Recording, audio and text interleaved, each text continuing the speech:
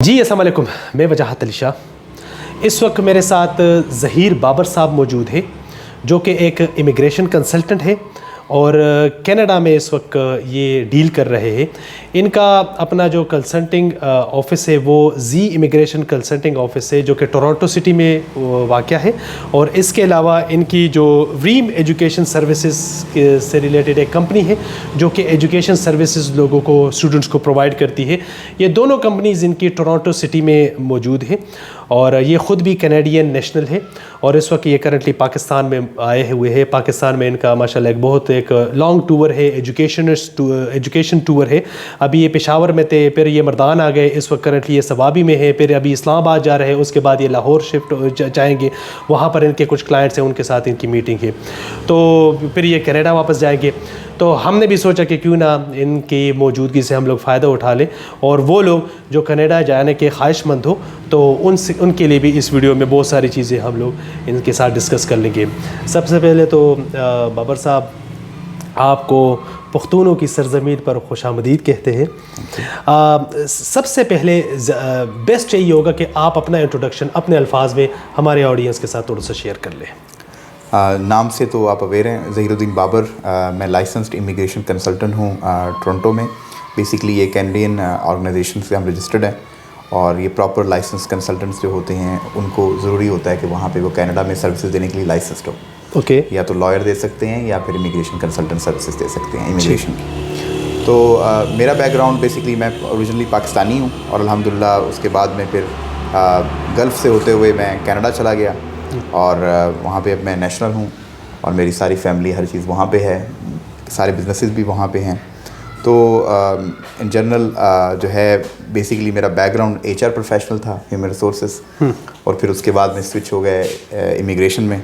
आजकल दोनों ही हैं बट मेनली जो है मेरा इमिग्रेशन एंड एजुकेशन सर्विसेज है। और मेरी जो मेन मार्केट है वो पाकिस्तानीज़ हैं। तो अल्हम्दुलिल्लाह वो पाकिस्तान से भी हैं, वो गल्फ़ से भी हैं, ऑस्ट्रेलिया से हैं, मतलब यूरोप से हैं। अभी मैं लंदन से भी होके आया हूँ बेसिकली। तो मेरा ट्रिप जो है वो लंदन से शुरू हुआ था। ठीक है। तो फिर उसके बाद में दुबई और फिर उसके बाद में यहाँ पे यूएई से होते हुए यहाँ आया हूँ। अभी भी मेरे वापस यूएई में कुछ स्टे है। तो अल्हम्दुलिल्लाह जो है हमारी जो पाकिस्तानी कम्युनिटी है वो पूरी दुनिया में फैली हुई है और हमारी जो सर्विसेज हैं वो चाहे स्टूडेंट्स के लिए जो है माइनर स्टूडेंट्स से लेके सीनियर स्टूडेंट्स तक, जो मैच्योर स्टूडेंट्स होते हैं उनके लिए एजुकेशन सर्विसेज हैं। और उसके अलावा जो इमिग्रेशन की एक वाइड रेंज होती है, जैसे फेडरल प्रोग्राम्स होते हैं, प्रोविंशियल प्रोग्राम्स होते हैं और उसी तरीके से फिर रूरल प्रोग्राम्स हैं। तो सब हर तरह की जो इमिग्रेशन की सर्विसेज जो स्कोप है वो अल्हम्दुलिल्लाह हम प्रोवाइड करते हैं। तो इसीलिए अभी तक मैंने यहाँ पाकिस्तान में कोई स्पेसिफ़िक ऑफिस नहीं बनाया। हमारी सर्विसेज पाकिस्तान में कनाडा से ही डायरेक्ट होती हैं। हमारे जो टीम है वो भी लाइसेंस कंसल्टेंट्स हैं। तो अभी मतलब हमारी जो एक नहीं, more than one license consultant हमारे साथ हैं। ठीक है। Okay. उसके अलावा हमारी अल्बर्टा में एक कोलैबोरेशन है फेल्कस इमिग्रेशन कंसल्टेंट्स की, उनको भी हमने साथ में मिलाया हुआ है। तो इस तरीके से हमारी जो सर्विस की जो क्वालिटी है वो इन्हेंस हो जाती है। ओके। तो ये एक ब्रीफ इंट्रोडक्शन है, बाकी जो भी आप क्वेश्चन आपसे अगर कोई रब्ता करना चाहे तो मतलब वो डायरेक्ट कनाडा ऑफिस में ही रब्ता करेगा? जी, आप ईमेल से और फ़ोन से, व्हाट्सएप से, जैसे भी रब्ता करें। हमारी जो है वो अपनी वेबसाइट भी है www.consultz.ca, ये हमारी वेबसाइट है। उसके अलावा आप फेसबुक पेज पे भी कर सकते हैं, इंस्टाग्राम से भी कर सकते हैं। Email is the best way to communicate.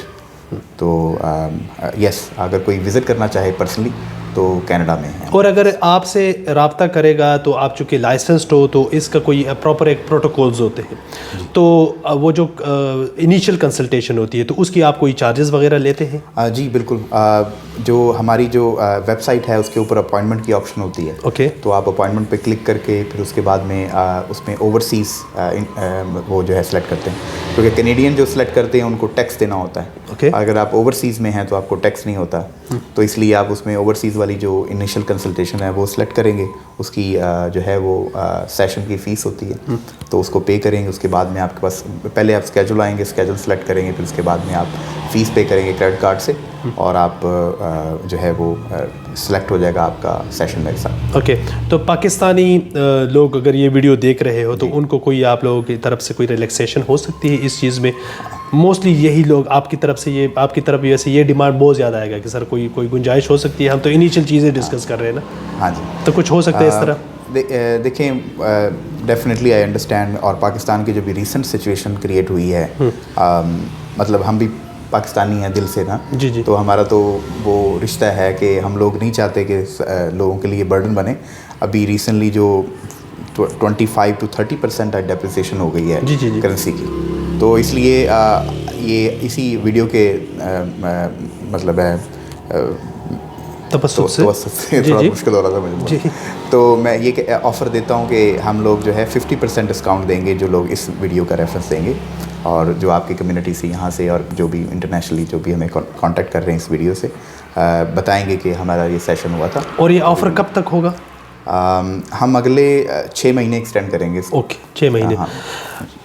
कहने का मतलब ये है कि अगर आप लोग ये वीडियो देख लें, इस वीडियो का रेफरेंस दे दें इनको, और आप कंसल्टेशन अपनी अपॉइंटमेंट बुक करना चाहे तो आप इस वीडियो का रेफरेंस दे दें। जो इनकी फ़ी होगी नॉर्मली, मतलब जस्ट इन केस $1000 है, तो वो आपके लिए 50% ऑफ हो जाएगा। इनका मतलब ये है। ये बताइए कि कर दूं यहाँ पे हमारी जो इनिशियल कंसल्टेशन है वो काफ़ी कम है। नहीं, मैं तो सिर्फ एग्जांपल वो परेशान ना हो जाए, तो वो 150 होती है, तो उसको हम 75 कर देंगे। ठीक हो गया, तो उसमें अगर फॉर एग्जांपल अगर उनके पास में कोई चैलेंज हो सिलेक्शन का या बुकिंग का, तो अगर लेट्स से कि आप 150 भी पे कर देंगे, तब भी हम आपको 75 रिफंड कर देंगे सेशन के बाद। ओके। पाकिस्तान में जो लोग कहते हैं ना कि हम लोग आपको कनाडा भेज देंगे, आप हमें इतने लाख दे दो और आपका गारंटीड वीज़ा है, इन लोगों के हवाले से आपकी क्या राय है? देखें, कोई भी कंट्री जो है वो इस तरह से नहीं चलता कि गारंटीज वीज़े दे किसी को।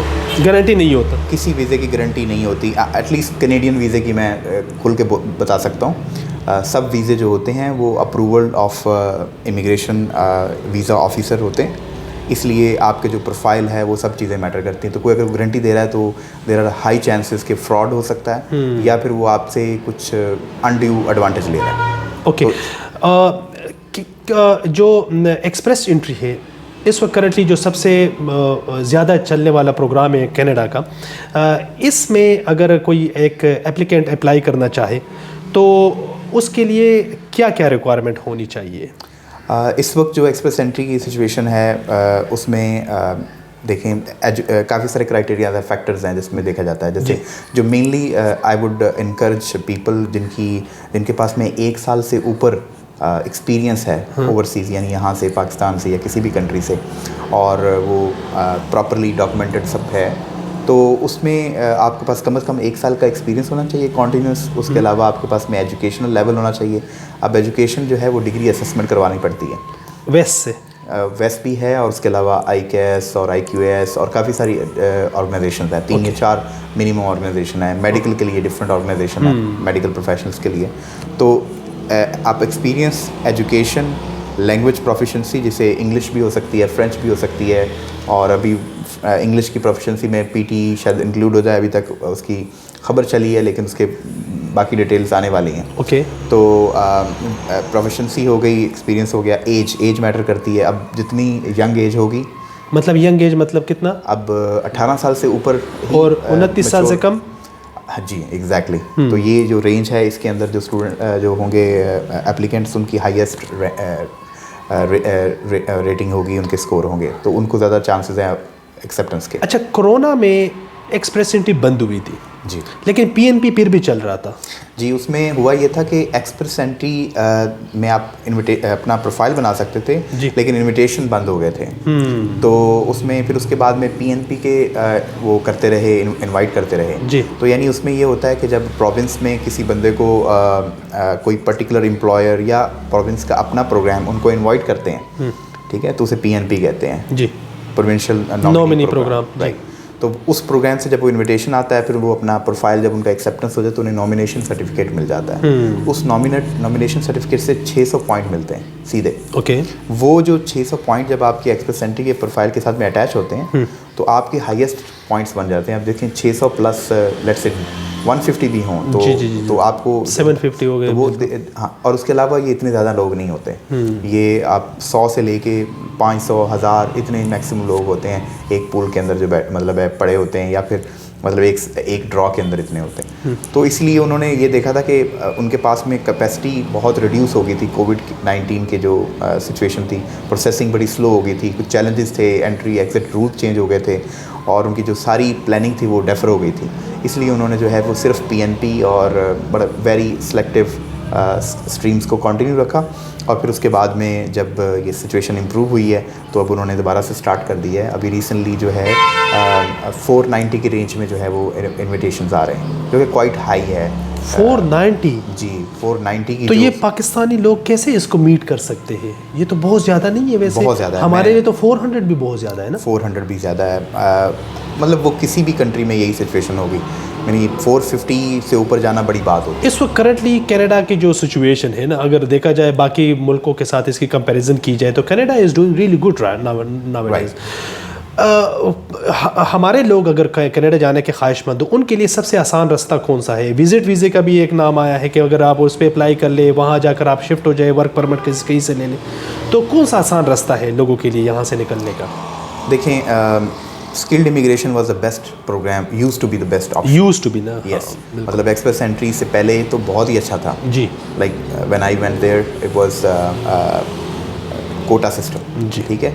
उसके बाद में एक्सप्रेस एंट्री आई तो एक बार बहुत हाई रेंज में गई और फिर लो हो गई और फिर उसके बाद में इस तरह करके चलता रहा इसका साइकिल। अभी रिसेंटली जो है वो एक फिर हाई पे चला गया और उसमें ज़्यादा जो इन्विटेशन मिल रहे हैं वो लोगों को मिल रहे हैं जिनके प्रोविंशियल नॉमिनेशन है, जॉब ऑफर्स हैं जिनके पास में कोई स्पॉन्सर। हाँ जी।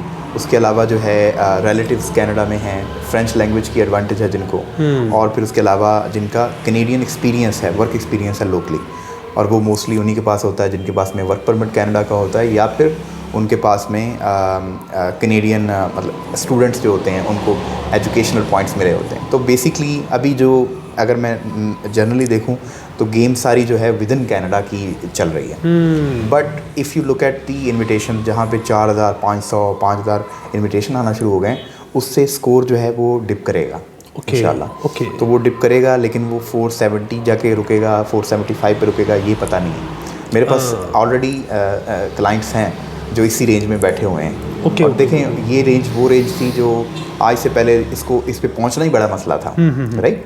तो लेकिन उसके बावजूद जो है वो लोगों को इन्विटेशन मतलब एक्सेप्ट नहीं हो रहा।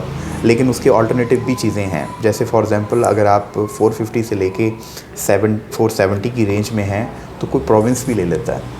अच्छा। यानी वो आप जब उसमें एक्सप्रेस एंट्री में सिलेक्शन कर रहे होते हैं तो you are open to any PNP program आप कह देते हैं। तो अगर उन प्रोविंसेस में आपके जो ऑक्यूपेशन है उसकी डिमांड है तो वो आपको शॉर्टलिस्ट कर लेते हैं। ओके। तो आपको इनवाइट कर देते हैं। कौन से ऑक्यूपेशन वहाँ पर अभी इस वक्त बहुत ज़्यादा इन डिमांड है? इस वक्त जो है ना सबसे ज़्यादा जो है वो मेडिकल प्रोफेशनल्स और उसके अलावा जो है ये जो असेंशियल वर्कर्स हैं उनकी डिमांड चल रही है। एसेंशियल्स मतलब लो स्किल वर्कर कह रहे हैं आप? लो स्किल वर्कर हम कहते हैं, वैसे हम वहाँ पे ट्रेड्स कहते हैं। ओके। प्लम्बिंग के जैसे हो गया, और उसके अलावा जो है वो क्या कहते हैं इलेक्ट्रीशियंस हो गए और दूसरे प्रोफेशन हो जाते हैं। मतलब इसमें बहुत बड़ी रेंज है एक्चुअली, और ये एक्सपीरियंस के साथ में जो है वो क्या कहते हैं इसको बुचर्स भी कह लें, बुचर्स हो गए। हाँ जी, ठीक है। तो ये स्किल्ड ही है, मैं तो इनको स्किल्ड मानता हूँ। लेकिन वहाँ की जो मतलब इसके लिए एजुकेशनल रिक्वायरमेंट्स कम होती हैं। इस तरीके से जो होते हैं इनके लिए कुछ की लाइसेंसिंग चाहिए होती है, कुछ की लाइसेंसिंग नहीं चाहिए होती। बट ये लोगों को बिना एम्प्लॉयर के इन्विटेशन आना बहुत मुश्किल है।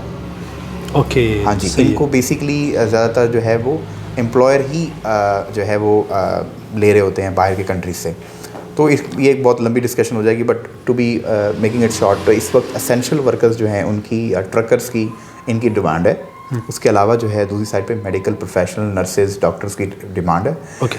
बट ये और इनकी प्रायोरिटी प्रोसेसिंग भी है, इनके वीज़ा अगर वर्क परमिट अप्लाई कर रहे हैं तो वो भी बड़ी जल्दी हो रहे हैं। लेकिन इसके अलावा जो टॉप डिमांड रहती है कनाडा के अंदर और है भी, इन्विटेशन आएगा भी, वो है आईटी प्रोफेशनल्स की।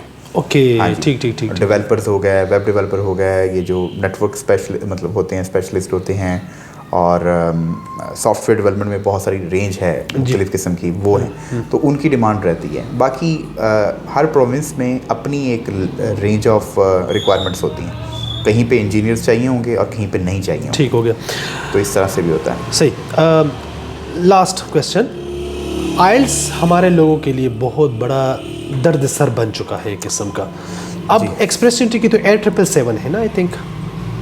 आइडियली अगर आपके पास इतना है तो आपके बहुत अच्छे पॉइंट्स बहुत, लेकिन मिनिमम कितना ये लोग मतलब कर सकते हैं? मिनिमम 6 होता है इन ईच। अगर इतना ना हो तो एक्सप्रेस एंट्री में फेडरल स्किल वर्कर की एप्लीकेशन एक्सेप्ट नहीं होती। और पीएनपी के लिए भी इतना है?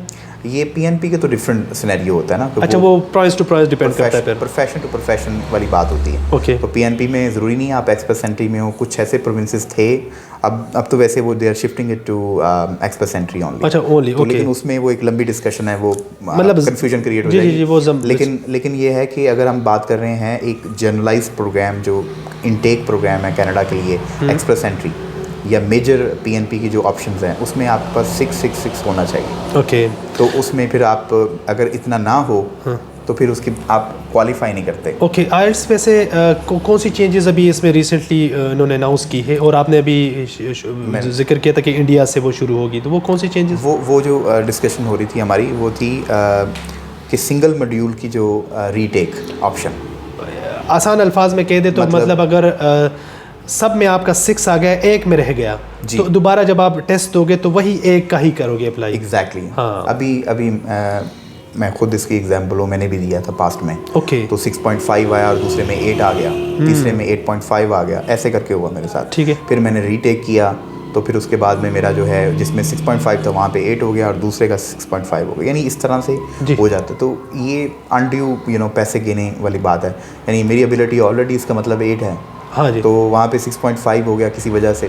तो यानी वो दोबारा सारा पैसे देना स्ट्रेस और टाइम वेस्टिंग था। बिल्कुल सही। तो आई थिंक आइल्स ऑर्गेनाइजेशन जो है, जो ऑस्ट्रेलियन ऑर्गेनाइजेशन है बेसिकली, तो ये इन्होंने खुद ये करने वाले हैं, लेकिन ये आई थिंक टेस्टिंग पायलट जो है वो इंडिया से है, और ये मतलब जनरल न्यूज़ है, ऑनलाइन न्यूज़ है, it's not related to immigration IRCC। Okay. इससे लिंक नहीं है इसका। ओके, यानी बेसिकली हमारी जो ऑर्गेनाइजेशन IRCC जो इमिग्रेशन रेफ्यूजी सिटीजनशिप वाली ऑर्गेनाइजेशन है, उसका इससे ये नहीं है कि ये जो आइल्स क्या करे।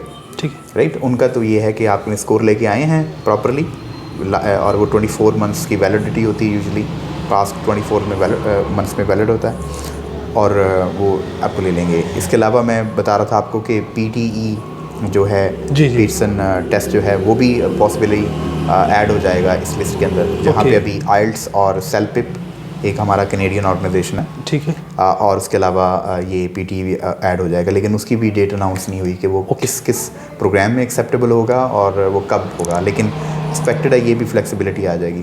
इन चीज़ों से थोड़ा सा जो स्टूडेंट्स का और क्लाइंट्स का जो इमिग्रेशन के एप्लीकेंट्स हैं, इनका स्ट्रेस कम हो जाएगा। बहुत आपको मैं खुद बताऊं कि मैं खुद जब मेरा आइल्स का टेस्ट होता था उसके बाद में मेरे सर में दर्द 2 घंटे जी जैसे ही है, बिकॉज इट्स अ स्ट्रेस, पैसे भी लग रहे हैं आपके, और उसके बाद में आपकी परफॉर्मेंस जो है वो गेज हो रही है वेरी शॉर्ट टाइम के अंदर। राइट। तो मकसद ये है कि ये सारी जो चीज़ें हैं ये वो चेंजेस कर सकते थे, कितना अर्सा पहले चेंज कर सकते थे, लेकिन उन्होंने नहीं किया। उसकी वजह से बहुत सारे एप्लीकेंट्स वो अप्लाई नहीं कर पा रहे। एग्जैक्टली ऐसे ही। और अच्छे कैंडिडेट, कितनी अच्छी चीज़ें होंगी उनकी सारी, लेकिन एक 6.5 ने उनका जो है ज़िंदगी ख़राब करके बिल्कुल ऐसे ही है। बहुत शुक्रिया ज़हीर बाबर साहब, आपने इतने डिटेल में सारी चीज़ें हमारे साथ डिस्कस कर ली। इंशाल्लाह ज़हीर बाबर साहब की जितनी कॉन्टेक्ट इन्फॉर्मेशन है वो इस वीडियो में मैं आप लोगों के साथ शेयर कर दूँगा। आप लोग भी इनसे इस वीडियो का रेफरेंस देकर, इस वीडियो का हवाला देकर आप लोग वो जो कंसल्टेशन अपॉइंटमेंट है वो आप लोग बुक कर सकते हैं विद 50% ऑफ। तो इस तरह देखते रहिए।